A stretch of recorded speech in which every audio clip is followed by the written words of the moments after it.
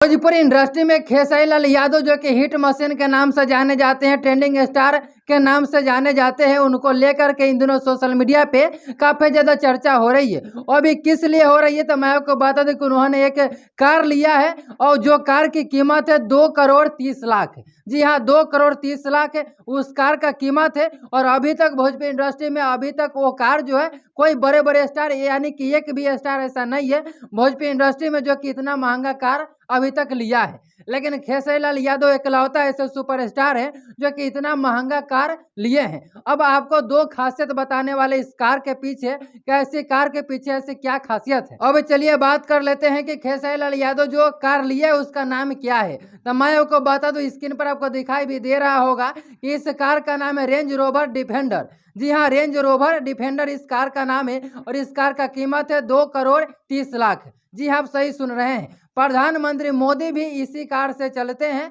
मैं आपको बता दूं जानकारी के लिए, ऐसे आपको पता भी होगा।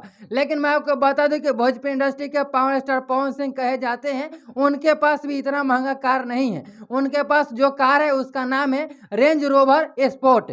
जी हाँ, उसका दाम अगर मैं आपको बता दूं तो उसका प्राइस है 1 करोड़ 56 लाख।